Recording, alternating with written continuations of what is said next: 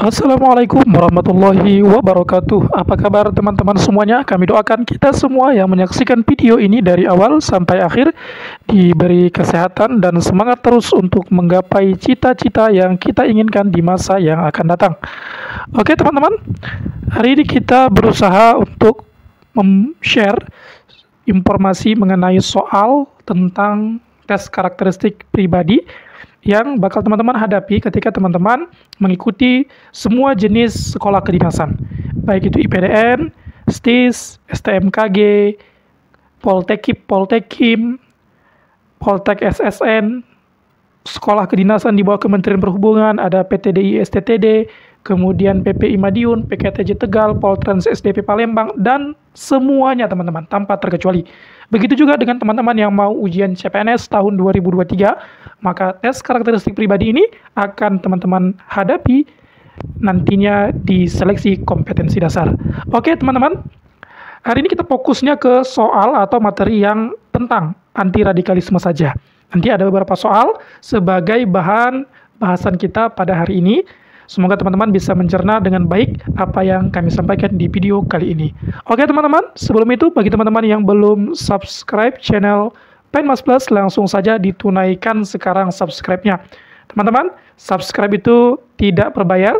Kemudian teman-teman bisa mengakses videonya setiap hari, setiap saat, setiap waktu teman-teman kapan bisanya.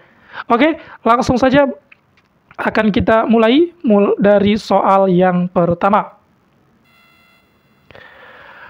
Oke teman-teman, hari ini soal yang pertama kita dapat materinya seperti ini. Di desa tempat tinggal Anda ada seseorang mantan narapidana terorisme yang sudah dibebaskan dari jeratan hukum karena sudah menjalani masa tahanan. Mantan narapidana tersebut ketika keluar dari penjara atau sudah keluar dari masa tahanannya selalu menyampaikan ceramah agama di masjid yang di dekat rumah Anda. Pertanyaannya, kira-kira apa nih tanggapan teman-teman semuanya? Walaupun di situ tidak tertulis apa sikapnya, apa tanggapannya tidak tertulis, tapi makna dari soal itu seperti itu teman-teman. Oke, maka teman-teman perlu ketahui ya, kalau untuk soal-soal anti radikalisme, maka teman-teman akan selalu dihadapkan pada soal-soal yang berusaha untuk memancing apakah teman-teman cinta NKRI, kemudian apakah teman-teman patuh dengan Pancasila dan Undang-Undang Dasar 1945. Kemudian apakah teman-teman memiliki jiwa Bhinneka Tunggal Ika yang baik. Itu biasanya yang menjadi soal-soal di materi anti radikalisme teman-teman. Kalau soal yang hari ini kata kuncinya pertama ada di sini kata terorisme atau terorisme teman-teman. Ya. Kemudian apalagi ada kata ceramah agama di masjid. Ya. Kemudian kata lain adalah jeratan hukum. Ya, ini sudah menjalani jeratan hukum. Maka teman-teman usahakan ketika membaca soal itu sekali baca, namun teman-teman mampu menganalisisnya dengan baik dalam sekali baca tersebut. Oke, langsung saja. Untuk optionnya kita cek nih, apa optionnya kira-kira? Untuk yang A, terorisme tetaplah tindakan inkonstitusional. Jadi selalu khawatir jika nanti terseret ke kasus berikutnya. Yang B, mengikuti ceramahnya lewat rumah saja agar tidak terhipnotis pembicaraan dan bisa terikut masalah terorisme. Kemudian, ikut ceramahnya dan berpendapat bahwa seseorang sudah menjalani masa hukuman berarti orang baik. Yang D, ketika sudah menjalani masa hukuman berarti seseorang sudah dianggap tidak bersalah lagi dan terserah kita mau ikut ceramahnya atau tidak. Yang E, melaporkan ke pihak berwajib agar dilarang berceramah karena dikhawatirkan akan menularkan paham terorisme. Oke, teman-teman, ya perlu diperhatikan di soal ini teman-teman semuanya, ya. Kalau optionnya untuk poin 1, 2, 3, 4, 5, maka sebenarnya bisa teman-teman tebak ya. Mana nih poin 1, mana poin 2, ya mana poin 3, mana poin 4 dan mana poin 5. Tapi kita mau melihat soal secara keseluruhan teman-teman. Bukan hanya mencari mana poin 4 atau 5, mana poin 1, 2 atau 3 teman-teman ya. Oke, dari sini perlu teman-teman ketahui pertama di sini adalah seorang mantan terorisme atau mantan narapidana, bukan terorisme. Jadi berarti dia boleh-boleh saja karena orang yang sudah keluar dari penjara itu teman-teman, maka ia sudah dianggap tidak bersalah lagi. Kenapa? Karena dia sudah menjalani masa hukuman atau sudah menjalani hukuman yang dihadapinya karena kesalahan-kesalahannya teman-teman. Jadi sebagai orang masyarakat umum, walaupun ya dalam kondisi masyarakat sehari-hari, kalau sudah ada orang yang keluar dari penjara, maka pasti secara otomatis naluri kita pasti berontak. Ya kan? Contoh, ada nih orang keluar dari penjara karena korupsi, tentu nggak akan mungkin kita akan mau ya atau kita percaya bahwa dia bukan orang baik, bahwa dia orang baik, maksudnya seperti itu. Ya, pasti dia itu orang tidak baik, orang yang korupsi merugikan negara. Begitu juga dengan orang yang terorisme. Ketika dia sudah keluar, pasti dari naluri hati kita yang paling dalam pasti meyakini bahwa orang ini pasti masih terorisme, walaupun dia sudah mantan narapidana. Tapi dalam seharusnya ya, ini kita berbicara mengenai karakteristik pribadi, maka yang seharusnya orang yang sudah keluar kita anggap adalah orang baik. Kira-kira ini mana nih jawabannya dari yang saya sampaikan tadi?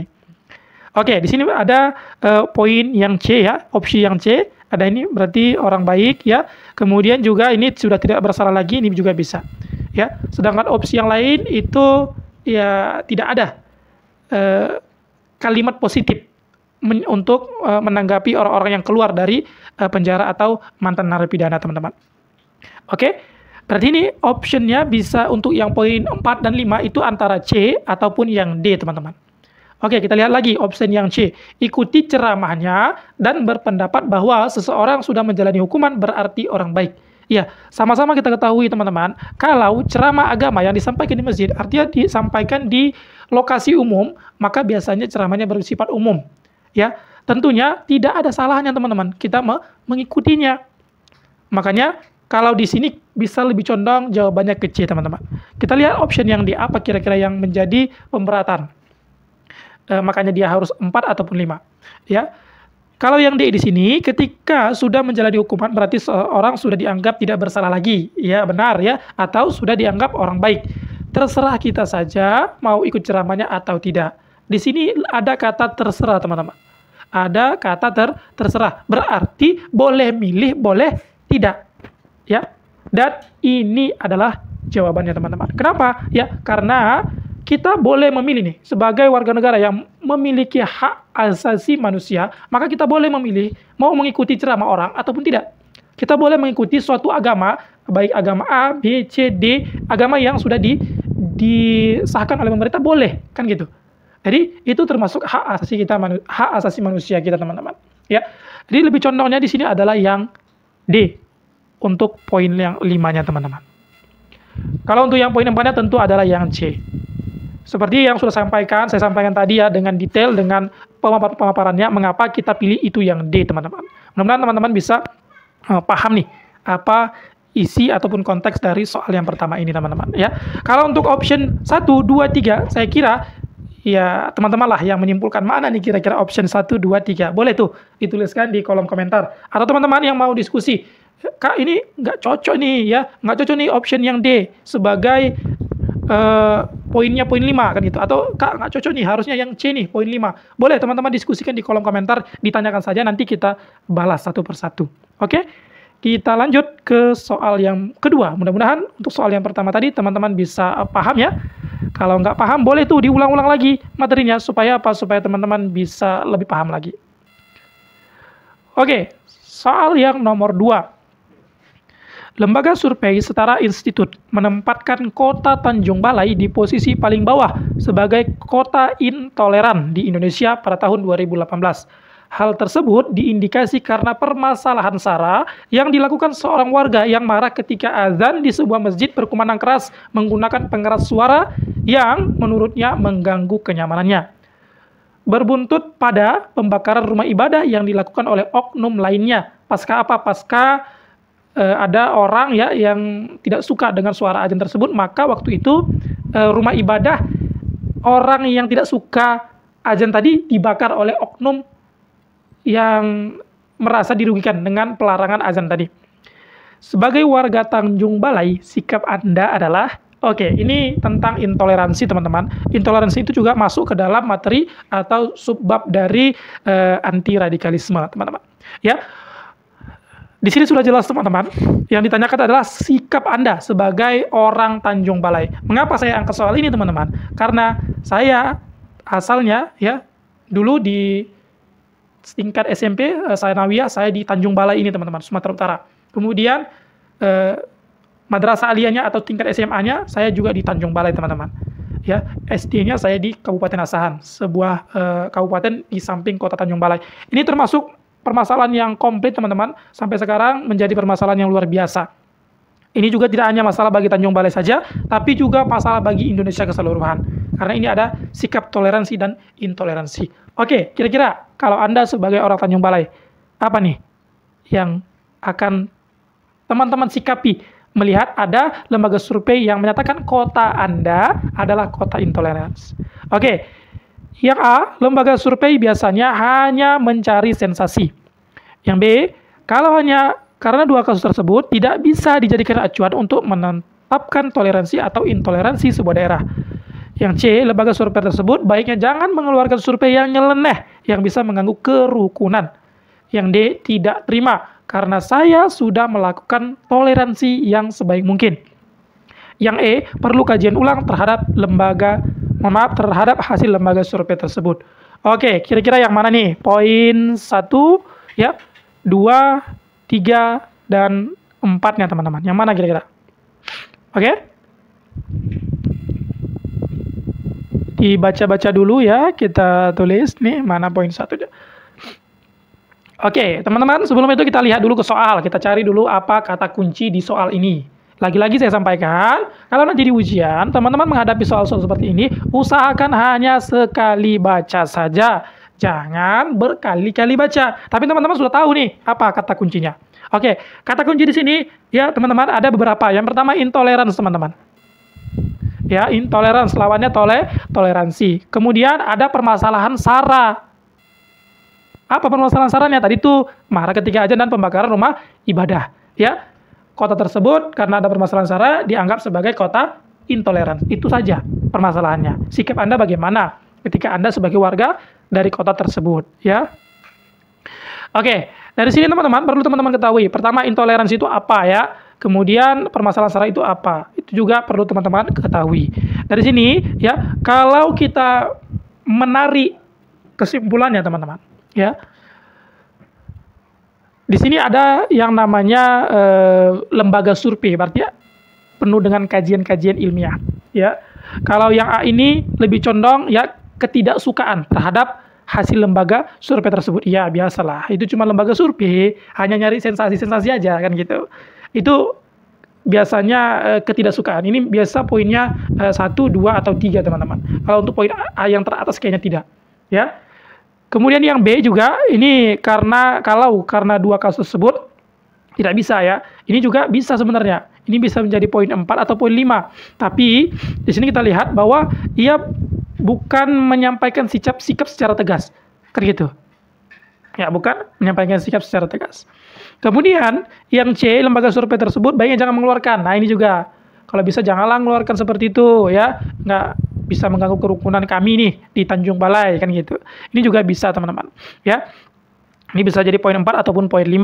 Kemudian yang D, tidak terima karena saya sudah merasa toleransi atau melakukan toleransi sebaik mungkin. Ini juga bisa teman-teman ya. Sebagai warga negara yang baik, sebagai warga kota yang baik, ya saya pasti membela nih ya kan. Membela kota saya kan gitu. Ini bentuknya pembelaan ya. Kalau yang C ini teman-teman. Kemudian ya, yang E, perlu kajian ulang terhadap hasil lembaga survei tersebut. Ini juga. Maka teman-teman, kalau ada lembaga survei yang berdasarkan ilmiah, maka perlu yang namanya kajian-kajian yang untuk membantahnya secara ilmiah juga. Makanya, kalau ada kajian seperti ini, maka sebagai orang Tanjung Balai, sikap Anda adalah membuktikan bahwa kita bukan kota atau warga yang intoleransi. Bagaimana? Kita kaji ulang tuh hasil lembaga surveinya.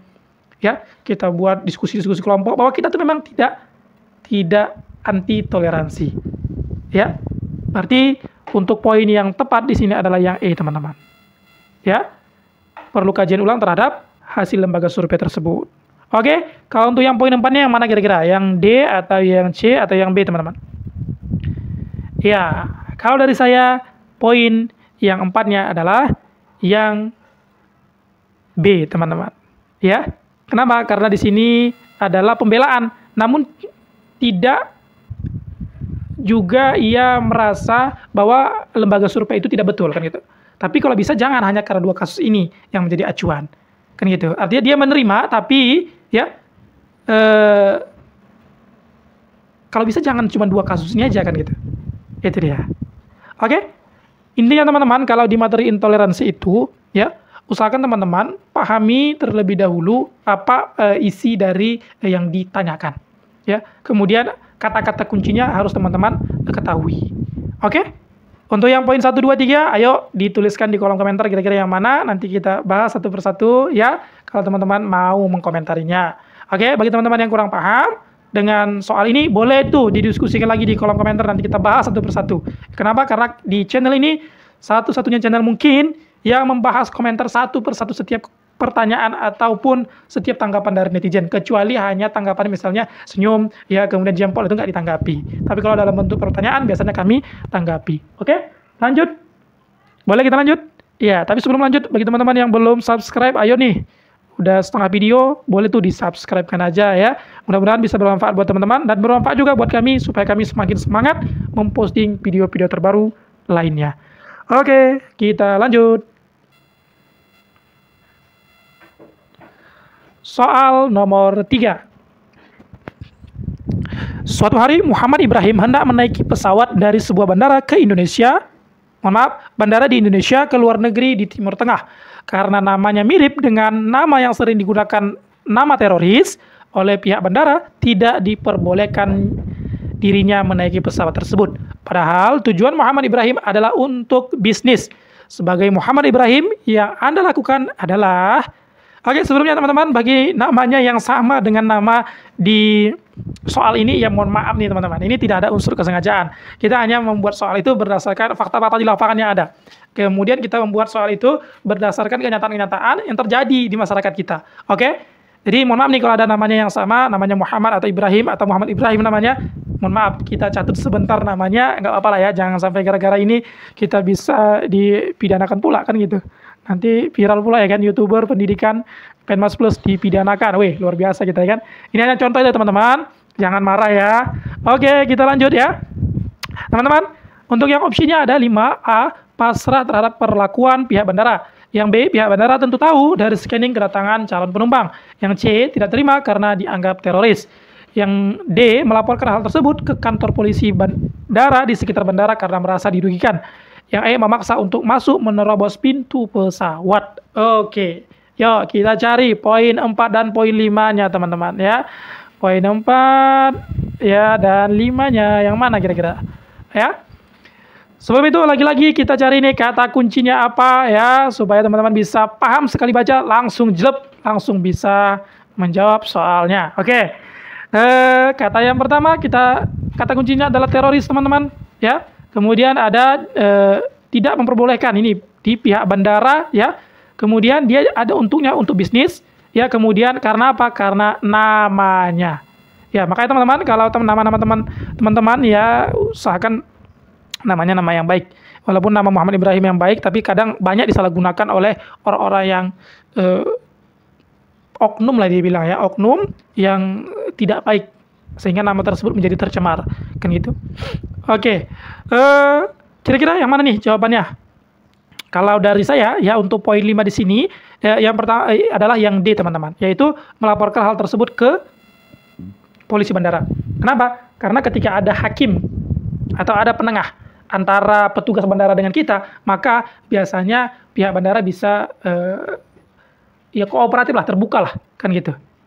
Lebih terbuka, kenapa, apa alasannya semuanya. Kalau bisa ya memang kalau memang kita merasa dirugikan ya kita laporkan kan gitu. Karena memang tujuan di sini adalah untuk bisnis, kecuali memang dia terindikasi kan begitu. Tapi kalau untuk bisnis, tujuan untuk kebaikan, kalau dilarang juga oleh pihak bandara walaupun namanya sama, ya kalau bisa ya kita yang melaporkan. Karena apa? Karena kita merasa dirugikan. Dan kalau seandainya kita terjebak dalam kasus ini, kita tidak melaporkan, maka otomatis pihak bandara menyatakan bahwa kita memang teroris. Kan gitu. Oke, untuk yang poin 4-nya di sini adalah yang C, teman-teman. Kenapa yang C? Karena tidak terima dianggap teroris. Ya, tentunya apa? Karena di sini ada poinnya dia mau bisnis. Otomatis tidak terima. Kenapa seperti itu? Ya, karena ya kita mau baik-baik tapi dianggap teroris. Maka wajarlah kita tidak terima. Oke, kalau yang poin 1, 2, 3 silakan teman-teman lagi-lagi ya dituliskan aja di kolom komentar, nanti kita diskusikan bersama-sama. Oke, teman-teman, hari ini hanya 3 saja nih soal yang dapat kami berikan untuk materi anti radikalisme. Mudah-mudahan bisa teman-teman paham dengan pernyataan-pernyataan ataupun soal-soal dan pembahasan yang kita sampaikan hari ini. Kalaupun nggak paham, boleh tuh diulang-ulang kembali materi-materinya. Ya, soal-soal ini bisa diulang kembali teman-teman. Supaya apa? Supaya teman-teman bisa mendapatkan pengetahuan yang lebih banyak lagi. Oke, kalau ada yang kurang pas dengan jawaban kami, misalnya ini nggak cocok nih, boleh kita diskusikan. Ya, kalau teman-teman ada bukti-bukti yang lain yang menguatkan sehingga saya salah misalnya dalam menyampaikan, oke nanti saya akui kesalahannya kan gitu, nggak apa-apa teman-teman. Karena hari ini kalau TKP itu biasanya teman-teman materinya ya dia tergantung orang yang memaknainya biasanya atau tergantung yang membuat soal. Jadi teman-teman harus pahami juga hal seperti itu. Karena kalau untuk option di TKP itu biasanya relatif ya, bisa tergantung siapa yang memandang, walaupun ada kategori-kategori atau kata kunci yang bisa menentukan soal itu benar poinnya sekian ataupun poinnya sekian teman-teman. Oke, demikian teman-teman, mudah-mudahan bermanfaat video hari ini ya. Saya doakan teman-teman yang mencoba sekolah kedinasan tahun ini bisa lulus ya. Kemudian yang mau mencoba CPNS tahun 2023 juga bisa diterima dan lulus ya dengan poin dengan nilai yang memuaskan. Oke, demikian semoga bermanfaat video kali ini. Kita akhiri dengan semangat pagi. Assalamualaikum warahmatullahi wabarakatuh. Terima kasih.